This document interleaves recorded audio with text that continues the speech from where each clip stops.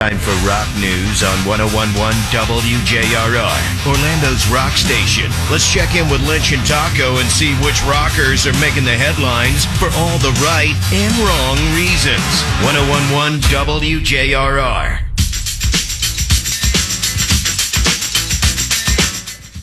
Rock news brought to you by our iHeartRadio Music Festival. Details on that rolled out this morning. Trips up for grabs, $1,000 accompany each of the flyaways out to Vegas. In fact, there's one you could try to snag right now, Taco. All you have to do is text the word FESTIVAL, FESTIVAL, to 200-200. Standard data and message rates apply in this nationwide contest, and you'll receive a confirmation text when you text FESTIVAL to 200-200. One time, one entry, each go-around. And you have the rest of the hour, so if you're in your car, don't text and drive. All right. Then there'll be another chance just after 1 with Mel, and another one this afternoon, just after 5 with Chumley. The surviving members of the Sex Pistols are getting back together. Every band in the world is getting back together. Except there'll be no Johnny Rotten. Guitarist Steve Jones, bassist Paul Cook, and bassist Glenn Matlock will play the band's iconic debut album, Nevermind the Bollocks. Here's the Sex Pistols during a couple of benefit shows in August for the Bush Theatre in London. Iconic music space that is, it's in peril of closing. Frank Carter will be filling the void for Lydon. Frank has a similar disposition, albeit more of a modern day feel. He's from his band, Frank Carter and the Rattlesnakes. He's a good fit. Why no Johnny Rotten? Well, basically, the rest of the guys and him, they hate each other. Yeah. To without really getting into details. Enough said right there. David Draymond from Disturbed receives yesterday the award for outstanding contribution to fight against anti-Semitism. He was given this award yesterday by the Jerusalem Post.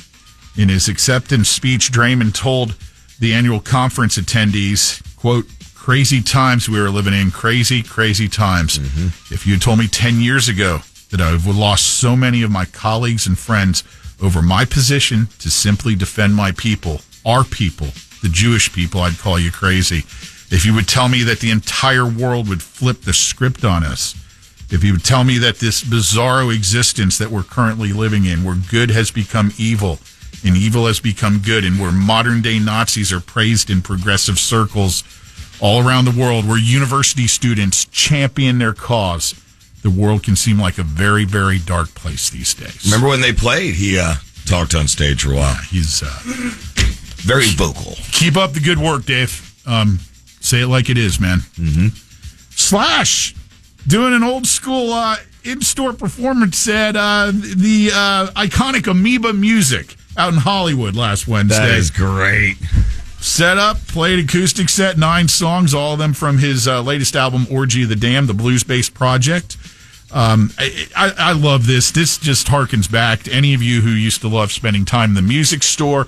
I worked in one when I first moved here. That's where I met my wife, and many of you who have become my lifelong friends. At Peaches. Yes, and the treat that would be in-store appearances, in-store performances, it's kind of become a lost art form. Yeah. So kudos, Slash, for doing that. The Fontana Theater in Fontana, California is being renamed in honor of perhaps its most famous citizen in Fontana, Sammy Hagar. Sammy recalled that when he was a kid, he says, when I was 4 or 5 years old, I used to go there and watch movies. And back then, they were damn near silent movies. Yeah, I'm old. But they're naming it after me. We're naming it Stage Red, and we're going to have it be a charity venue. It's going to be a place to raise money for people in the Fontana area, and it's going to be another really nice thing to do. Hagar and Vic Johnson, his guitarist in the Circle, will open Stage Red with an acoustic show on June 15th. By the way, we've been giving away Sammy Hagar tickets all week, and we'll continue to the rest of the week. Awesome. That's for You Say It, We Play It all this week. Mm-hmm. Lizzie Hale played her 4th and final show as vocalist for Skid Row. Those were those fill-in dates that she committed to helping those guys out with when their former singer, Eric Gronwall, had to step away from the band for health reasons. That's going to be it. She has no more plans to fill in any more Skid Row shows. She grew up a huge Skid Row fan and says the response was really amazing. She wouldn't completely roll out future performances, but as for now, she's getting ready to head out on the road with Hailstorm in July and August. What about replacing Gronwell and Skid Row? Everybody's wanting it. Well, yeah, the obvious answer is, guys, come on, set aside your differences and get, even if you need separate buses, do it with Sebastian. No, they're auditioning, quote, some guys you've probably never heard of. That's so stupid. Just like you said, separate tour buses. That's what I said a month ago. There's Sebastian Bach and them. Look, just go. It's a cash grab waiting for you guys. Yes. Just take it. Don't be bashful. I mean, the Sex Pistols even got back together. Michael Anthony was surprised to hear that Alex Van Halen's auction, where it appears, according to Michael Anthony, it looks like Alex has sold everything right down to his last drumstick. Asked to elaborate on what he thinks is going on, he goes, well, it's hard to say. I haven't talked to Alex in over a year. I texted him on his birthday. He didn't respond. I think he's just kind of guy who just really doesn't want to go out there and jam right now. He continues to grieve the loss of his brother. That would suck. And that was really the only person that he actually ever played music with. So doesn't hold out much hope for anything moving forward in that arena based on hearing that. Selling everything off. Yeah. Basically, it's almost like just trying to wash that whole thing away, which is a sad situation to do that.